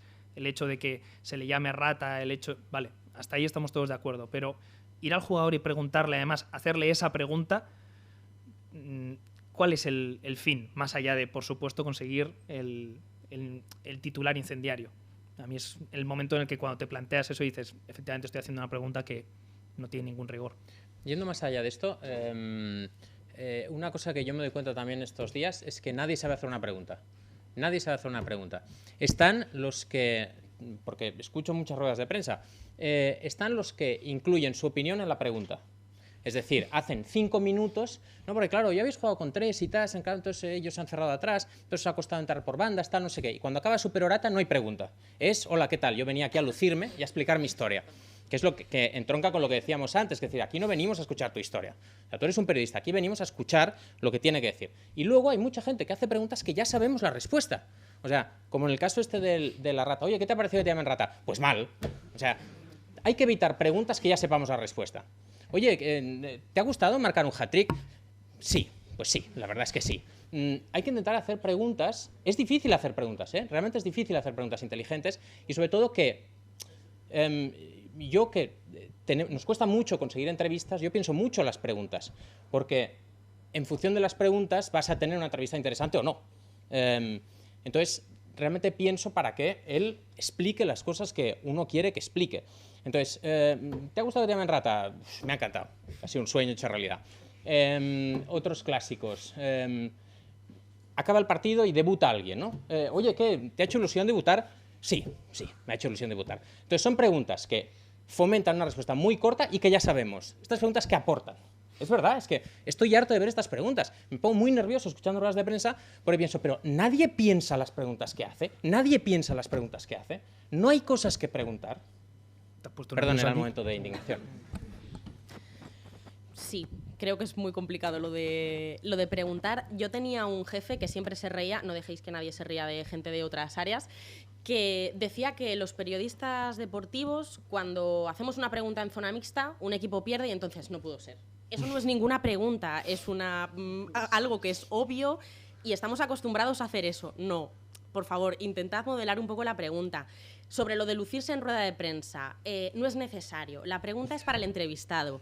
No tenéis que luciros delante de los compañeros, que a veces parece que queremos quedar bien y que los compañeros vean cuántos conocimientos tenemos y lo buenos periodistas que somos, y no es necesario. Tú vas a una rueda de prensa a hacerle una pregunta al entrenador que sale después, hayan ganado, hayan perdido, para tener la información que tú necesitas tener. En cuanto a la pregunta en baloncesto, era de actualidad, evidentemente. Eso estaba claro porque, bueno, ya habíamos visto todo lo que había ocurrido. Creo que se trata más del momento y ahí también está la diferencia entre las preguntas absurdas de postpartido en rueda de prensa y las preguntas un poco más profundas en entrevistas. Pero es verdad que no siempre vamos a tener al personaje sentado aquí 20 minutos. A veces hay gente que a mí me puede parecer mejor o peor, pero que va de huello a por un titular para poner en su web o en su periódico o en su tele, exacto. Y lo peor es que por ausencia de respuesta también lo consiguen. Eso es. Entonces, bueno, hay que pensar a veces que hay que respetar a la persona que está dando la respuesta, pero saber en qué situación estás. Esta es una de mis favoritas también, de los titulares, que es, tú le haces una pregunta a alguien, ¿no? Y dices, oye, Mirotic, ¿te ha parecido que los que te han insultado son unos cabrones? Sí. Titular, Mirotic llama cabrones a todos los que le han insultado. Que este es un clásico del periodismo deportivo que dices, bueno, implícitamente ha dicho esto, sí, implícitamente ha dicho esto, pero no ha dicho esto. Y si no contesta... O sea, tú no puedes de ninguna forma titular así. Y si no contesta, Mirotic no desmiente que sean unos cabrones. Claro. Entonces ya la has liado. Es verdad, es verdad. Y no es un problema. Quería decir algo más sobre preguntas. Ah, sí, exacto. Un caso práctico que me pareció interesante. Cuando el Manchester City ganó la última edición de la FA Cup, Rob Harris, que es un periodista muy bueno de Associated Press, le hizo una primera pregunta sobre el partido. Oye, acabáis de ganar la Copa, triplete, ¿qué significa para vosotros? Es un hito, lo que sea, ¿no?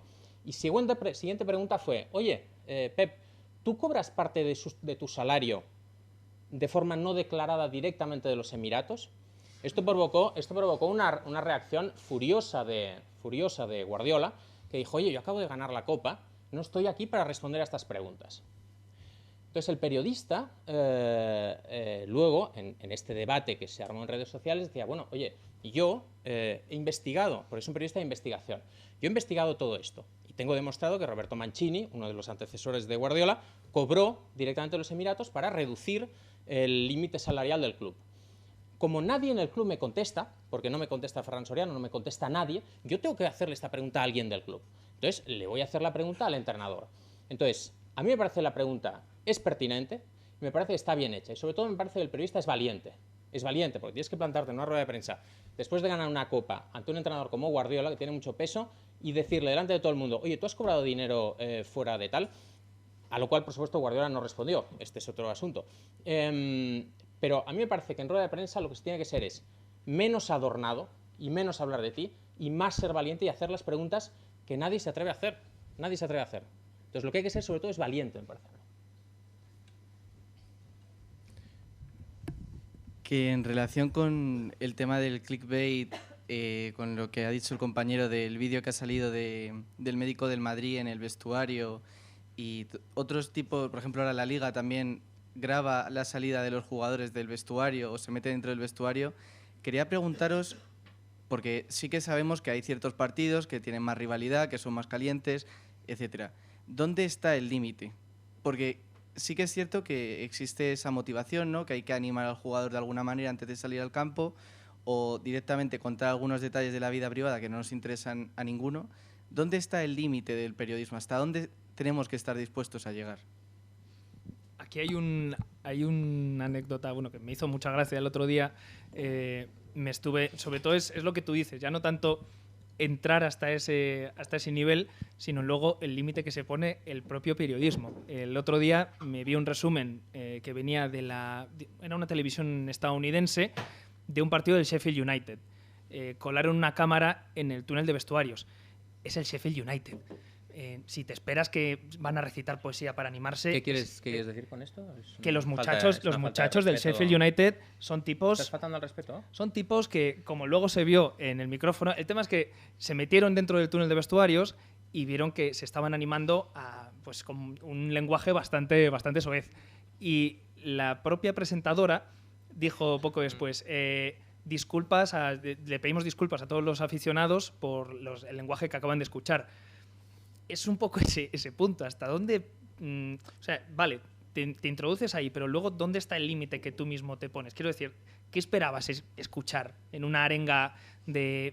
al final es un poco lo del doctor también del Real Madrid. Si te metes en el vestuario, luego creo que todos tenemos que tener cierta comprensión en ese sentido. A la hora de arengar a tu equipo, tienes que apelar a veces a determinados sentimientos o determinados... motes, vamos a llamarlo, o insultos incluso, que son parte de la privacidad de un equipo. A mí, en ese sentido, no me gusta además por dónde se está llevando. Lo hemos dicho muchas veces en la media inglesa. El documental del Manchester City a mí no me aporta nada, porque eso es un documental publicitario. El documental que de verdad me aporta es el del Sunderland. Pero claro, el Sunderland ya te aseguro que no vuelve a hacer un Sunderland Till I Die en su vida. Entonces, ¿qué queremos ver? ¿La parte bonita que nos enseñan los clubes o un club que se está descomponiendo? Pues yo al final, si solo me van a enseñar publireportajes, prefiero enterarme de lo que pasa en el terreno de juego y punto. Luego ya vamos más allá, pues todos esos túneles de vestuario que ponen zonas VIP con cristaleras para poder ver a los jugadores, eso ya directamente lo detesto, ¿sabes? Lo odio a muerte. Yo creo que depende. ¿A ti, por ejemplo, te interesa ver eso dentro del vestuario? Sinceramente, estoy un poco con tu compañero. Creo que dentro de un vestuario hay una privacidad que hay que respetar precisamente por ese motivo, porque es un ambiente privado de motivación interna del equipo.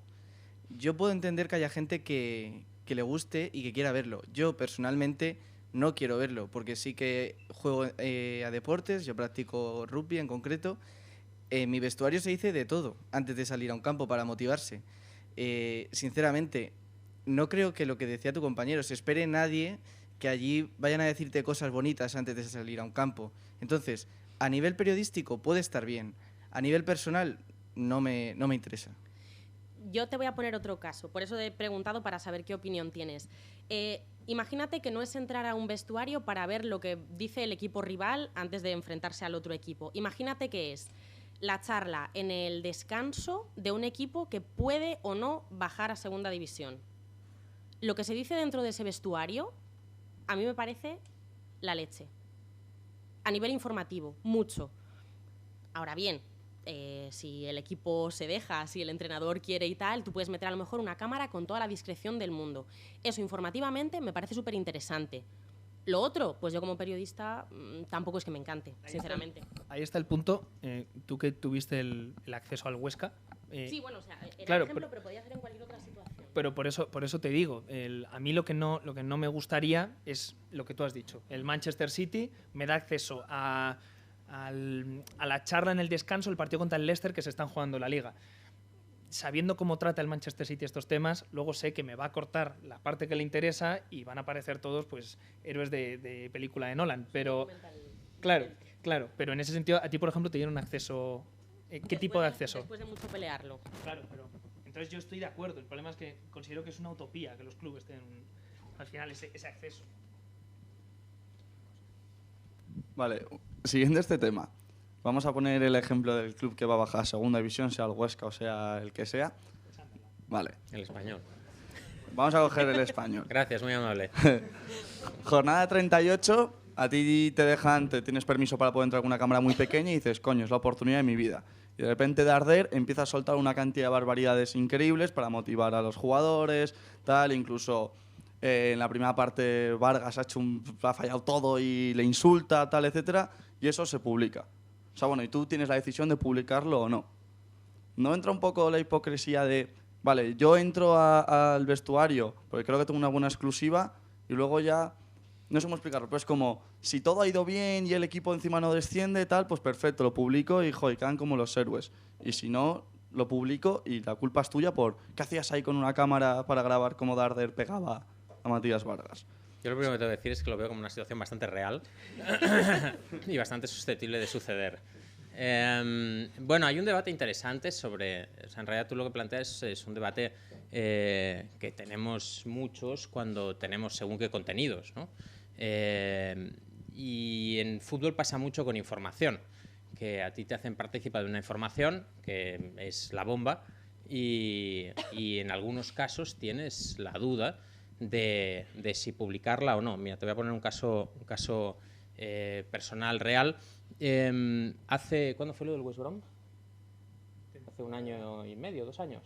2 temporadas que bajan. Bueno, hace como un par de años me avisan de Barcelona y me dicen, oye, hay un club de fútbol de la Premier League hospedado en un hotel en el centro de Barcelona y ayer llegaron 4 jugadores totalmente borrachos al volante de un taxi.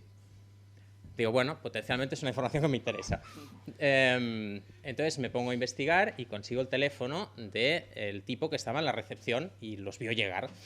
Y me confirma, efectivamente, sí, llegaron con un taxi y dejaron las llaves en recepción. Al cabo de un rato llegaron los Mossos de Escuadra con el taxista y bajaron y les pagaron.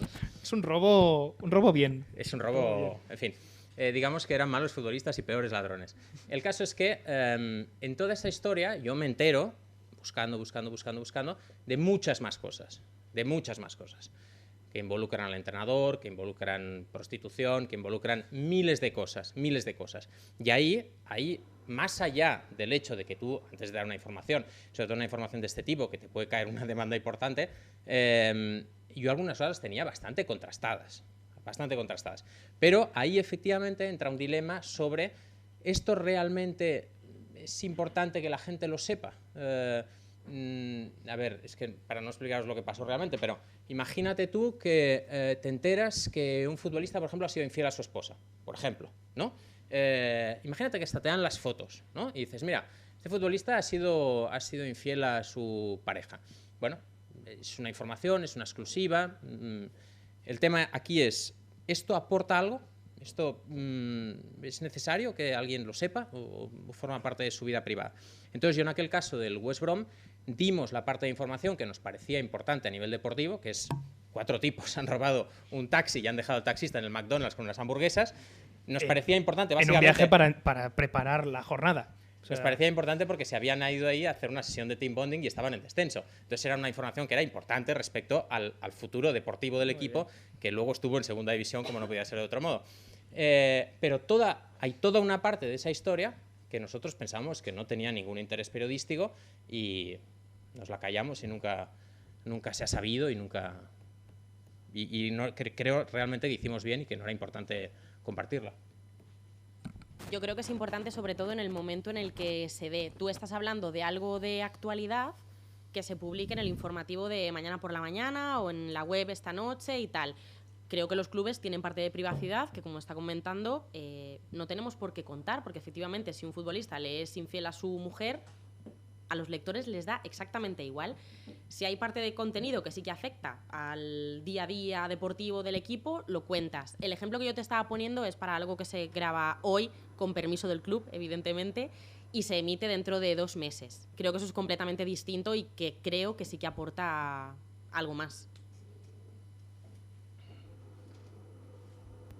¿Estamos en el turno de preguntas o tienes algo más? Sí, bueno. 5 minutos. Por lanzar una última pregunta, luego un poco en relación a lo que habéis hablado un poco antes de lo de los clubes, ¿cómo valoráis el hecho de que hay algunos clubes que a lo mejor pues intentan hacer una censura sobre el periodismo deportivo siendo sobre un tema que tampoco es tan importante, ese tipo de censura que a lo mejor se puede dar? No sé, ¿qué opinión tenéis? ¿Piensas en algún ejemplo concreto? Por ejemplo, O... aquí en España sabemos que, o al menos se habla de que hay una figura que todo el mundo conoce que controla un poco el periodismo deportivo y lo que se publica. Creo que habla del presidente del Real Madrid. No, lo digo por si Antía, esto lo sé hasta yo, que no tengo ni idea de fútbol español. ¿Era eso, no? Sí, era. Ah, vale. A ver si me dio la pata. Que digo, igual hay algo No, que digo, ha pasado sí me dio esta la pata. mañana y que a mí se me ha escapado. Yo nunca he sufrido ningún tipo de censura.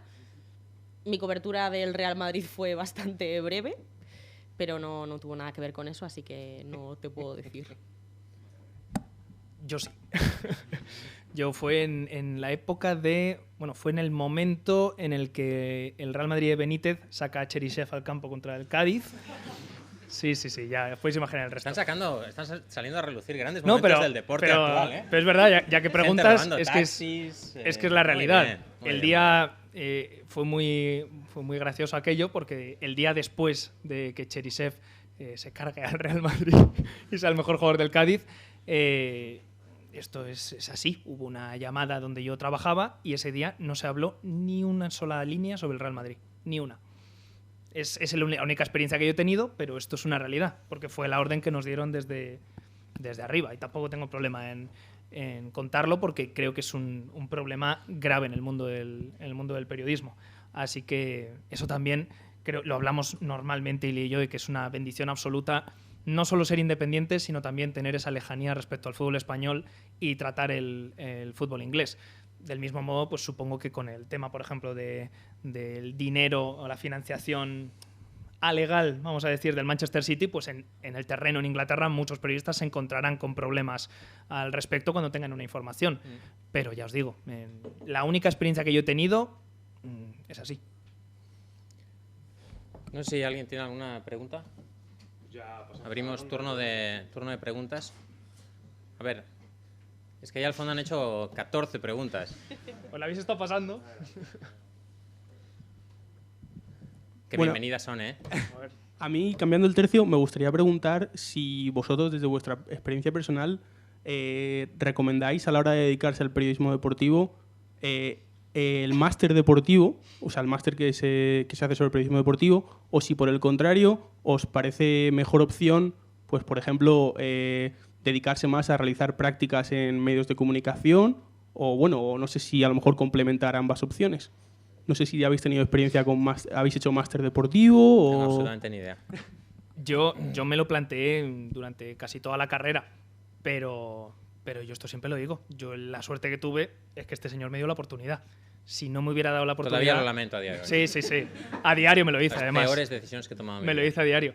Pero si no fuera por eso, pues muy probablemente me habría metido un máster de periodismo deportivo, porque es que no te puedo hablar desde la experiencia, pero sí tengo amigos que lo han hecho y creo que en cuanto a apertura de puertas y en cuanto a aprendizaje, por ejemplo, Andoni de la Torre, que trabaja con nosotros en la media, sí lo hizo y yo creo que sí le ayudó bastante. Y ahora está haciendo un trabajo que es el soñado. Ahora, eso no quita que es lo que decía Antía antes, es cuestión de moverte las 24 horas. De hecho, yo he estudiado aquí, yo hice periodismo y comunicación audiovisual y creo que lo mejor de la carrera es la de tiempo que tenías fuera de la carrera para hacerlo.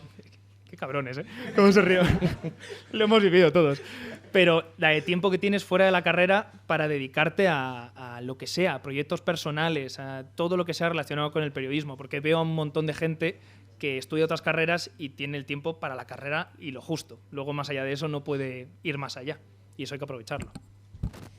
Yo hice el máster de Radio Nacional porque me quería librar del periodismo deportivo hasta el final, entonces decidí elegir un máster que no fuera deportivo. Los másters de la radio por amigos y demás, te puedo hablar de todas las radios, cómo son sus másters, las pruebas de acceso y demás, pero yo creo que una vez estés dentro de un medio de comunicación, evidentemente si es marca, pues vas a hablar de deportes, pero puedes estar en el mundo deportes, por ejemplo. Yo sí que te recomiendo, si la economía lo permite, hacer un máster y después, dentro del medio de comunicación, elegir. Yo en Radio Nacional hice varias prácticas, hice periodismo internacional, deportes estuve a esto de no cogerlo. Bueno, yo no me centraría solamente en un máster deportivo. Bueno, gracias Antía, que es la que ha respondido mejor. Un placer. Nosotros somos unas nulidades. Bueno, la pregunta es un poco para todos y es sobre una polémica que se desató hace poco con Maldini, que hizo un comentario a programas como El Chiringuito. Entonces yo quería preguntaros hasta qué punto ese tipo de programas están degradando el periodismo deportivo. Es una buena pregunta. Me extraña que no haya salido antes. Sí, a mí también me ha sorprendido mucho. Me extraña que no haya salido antes. Pero salió. A ver. Yo tengo varias cosas que decir al respecto. Lo primero es que muchas veces cuando hablamos del periodismo deportivo español, siempre es, no, el chiringuito, el periodismo deportivo español. Hay que poner las cosas en proporción. O sea, el chiringuito es un programa que tiene una audiencia más o menos de 150.000 personas al día. 150.000 personas. Para que os hagáis una idea, Saber y Ganar, el programa de Jordi Hurtado, tiene más o menos 1 millón. Más o menos 1 millón. Los documentales de la 2 deben tener 400.000, 450.000. Entonces, decir que el chiringuito es el periodismo deportivo español es como decir que, qué sé yo, la última serie de Antena 3 malísima es el estado de la televisión en España. No. Es una parte pequeña del periodismo deportivo español, de hecho, el chiringuito. Yo nunca lo he criticado, me parece lícito que se haga, no le veo nada malo. Suscribo un poco lo que decía Maldini en el sentido de que no es un producto que yo consumiría, pero me parece bien, vamos, ni bien ni mal que se haga, me da exactamente igual. En fin, tiene su público. Hay gente que dice, no, es periodismo deportivo. Bueno, hablan de fútbol, ¿no? O sea, al fin y al cabo, de una forma o de otra, pues es periodismo deportivo. Yo sí creo que es periodismo deportivo. Es un periodismo deportivo, pues, de nuevo cuño. Es un periodismo deportivo, pues, un poco siguiendo un poco la estela de programas como Sálvame, ¿no? Que buscan un poco en fin, pues apelar a los instintos más básicos, mucho la polémica y tal, pero es totalmente lícito. Es decir, el Sálvame es lícito y el chiringuito es lícito. En este sentido, queda como cool en redes sociales denostarles. Bueno, me parece que no tengo nada en contra. Yo no lo consumo, pero no tengo absolutamente nada en contra. Yo creo que el problema principal yo creo que no habría ningún tipo de conflicto con el chiringuito si no existiera este problema de definición. Yo no tengo problema en la convivencia con el chiringuito porque yo lo considero un show. Yo ahí difiero con Ile en el que para mí no es periodismo. Tal y como yo entiendo el periodismo deportivo, creo que no tiene nada que ver. Ahora, que esa gente se gane la vida haciendo un show sobre fútbol, totalmente respetable. Y de hecho conozco a mucha gente que... Es que el tema está que toda la gente que conozco que acude al chiringuito no acude por ningún tipo de motivo periodístico, sino por el tema del show. Yo es como considerar a los que aparecen en Sálvame periodistas. Pues no los considero así, les considero pues parte de gente que hace un show y que como show está muy bien, igual que Gran Hermano es otro show. Y en ese sentido, como yo los considero así, no tengo ningún problema con su existencia. Ahora, el problema es que, ya te digo, ellos mismos se consideran periodistas haciendo ese show. Si luego se salen de ese show y hacen otra labor periodística, pues muy perfecto. Pero no estoy de acuerdo con esa consideración que tienen de ellos mismos y luego que la gente tiene también esa consideración y tampoco estoy de acuerdo. Pero bueno, esto es como todo, es lo que dice Ili. Luego hay que ponderar cada cosa en su cierta medida. La audiencia del chiringuito es la que es. Ni es insignificante ni tampoco es masiva, por supuesto. Para mí igual es un programa de entretenimiento. Yo admito que lo he visto una vez porque creo que hay que conocer para criticar. Si no, no se puede. Yo no puedo decir que nunca he visto el chiringuito y criticarlo. Sí lo vi una vez. No es el tipo de contenido que me gusta. Me gusta otro tipo de contenido. Pero bueno, hay gente que lo ve, hay que respetarlo, tienen una audiencia mínima también por la franja horaria en la que se emite, Sí, que claro, entonces, evidentemente, pues eso les da esos números. Que también está bien porque pueden decir que son líderes. Exacto, Sin faltar la en esa verdad. franja lo son. Somos, si Pero nosotros emitimos yo a las 5 no me de la siento... mañana, somos líderes en nuestra franja. Por supuesto, así es. Yo no me siento identificada, no creo que hagamos el mismo tipo de producto y a mí verdaderamente me da mucha pena que la gente cuando dices periodismo deportivo piense que todos somos gritones, que hablamos solamente del Madrid y del Barça con faltas de respeto y demás. Creo que nosotros tres no somos ese prototipo. Y bueno, periodismo deportivo es más, es tratar las cosas con respeto y hablar del deporte igual que se puede hablar de política internacional o de economía. Bueno, es un debate interesante. ¿Quién es para ti, o sea, dime un periodista, un programa o algo que, digamos, represente el periodismo deportivo actual que se hace en España? Es que creo que cualquier cosa que piense porque sea líder va a ser algo para mal.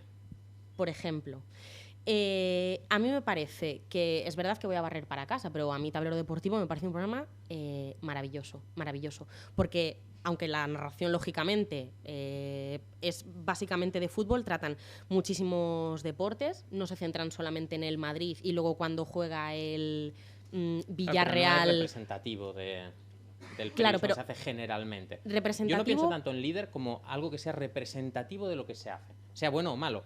Es decir, el carrusel deportivo es representativo, ese estilo es representativo. Sí, yo creo que los programas, claro, yo me centro en programas de radio. Los carruseles de serie de COPE, que son los que tienen más audiencia, creo que sí, es lo que mejor representa. Y os lo digo porque vosotros pensáis que el Chiringuito no es periodismo deportivo. Entonces, eso, ¿qué representa? Yo creo que es un programa de entretenimiento, sí, de deportes. Sí, me parece lícita vuestra opinión. Estáis equivocados, pero no, es una broma. Entonces, digamos que esos son representativos del periodismo deportivo actual que se hace en España. ¿Qué dice eso del nivel actual? Es decir, porque muchas veces cuando se utiliza el Chiringuito es para decir qué mal está el periodismo deportivo actual. Mira el Chiringuito. Vale, el Chiringuito no es representativo del periodismo deportivo actual. Estos programas sí lo son. ¿Qué nos dice del estado actual del periodismo deportivo español? Bueno, para empezar, una cosa es televisión y lo otro es radio, que creo que ya hay muchísima diferencia entre una cosa y otra. No lo sé, imagino que lo que dices es que cada persona puede tomar la decisión de qué tipo de contenido consumir y que hay mucha variedad, muy diferente. Y que la línea entre el entretenimiento que tiene que ofrecer el periodismo deportivo, tal y como yo lo entiendo, es tan difusa que mucha gente la supera. Y ese es el punto en el que ya has pasado de periodista que entretiene a showman. No está de acuerdo. Bueno, se acepta que no estemos de acuerdo en las cosas. Hola. Vosotros, Ili y Nacho, nunca habéis tenido ningún problema en confesar de qué equipo sois en la media inglesa. ¿Creéis que un periodista que se dedique a la Liga Española en exclusiva podría tener esa libertad de decir yo soy de este equipo y no recibir un background negativo como el que creo que recibís vosotros? Es una muy buena pregunta. Esta es una licencia... Yo estoy en contra, Yo estoy en contra de que los periodistas se posicionen con un club. Es una licencia que nosotros nos tomamos porque existe la distancia que antes comentaba Nacho. La distancia de... nadie va a pensar que por ser del West Ham o del Newcastle vamos a dar una información más parcial o vamos a mentir sobre nuestros equipos y demás, porque existe esta distancia. Pero yo estoy en contra. Yo estoy en contra de que los periodistas se posicionen con un club a favor o en contra. La verdad, nosotros es una licencia que nos tomamos, pero jamás lo haría con la Liga Española. Lo hago con la Liga Española porque no hablo sobre la Liga Española. Yo creo que es intrínseco a la afición al fútbol. Tal y como yo lo entiendo, creo que es imposible que al final no estés aficionado a un equipo. Yo respeto, por ejemplo, la decisión de Maldini, pues yo no me creo que Maldini no tenga más afición por un equipo. Axel Torres, por ejemplo, lo tiene más cómodo porque es del Sabadell. Claro, sí, pero al final, bueno, es su vida y así ha sido. Creo que nosotros también juega esa parte a nuestro favor. Somos de West Ham y Newcastle, que son dos equipos que le importan muy poco a los grandes. Si fuéramos de Manchester United o Liverpool, te aseguro que ya de hecho tenemos mucha gente histérica del Everton que nos odia. Muchas, son 3 o 4, pero para que te hagas una idea. Toda información es contradictoria. O sea, hay gente 3 o 4. La muchedumbre. Sí, pero como no te los esperas, te parecen un montón. Pero para que te hagas una idea, si eso es así, en la Liga Española... Hombre, a mí me da pena, porque yo, por ejemplo, sé que Álvaro Benito es del Real Madrid y yo le considero un analista espectacular. Y un analista que cuando se sienta a analizar aparte de su conocimiento como futbolista, no tengo la sensación de que tenga ese tirón de un equipo o de otro, y eso es lo que yo busco. A partir de ahí yo normalizo totalmente que un periodista me diga que es del Madrid o que es del Barça. Yo he nacido en Madrid, mi familia es toda madridista y yo creo que no hay ningún problema. Yo creo incluso que es más valioso que sepas de qué equipo es un periodista y que te dé exactamente igual. O sea, yo creo que se puede decir abiertamente si sabes que esa persona va a contar las cosas con rigor. No sé, a mí me parece bien que los periodistas digan de qué equipo son, porque no por ello voy a pensar que van a intentar perjudicar al otro equipo o contar informaciones falsas. A mí me parece bien que se diga.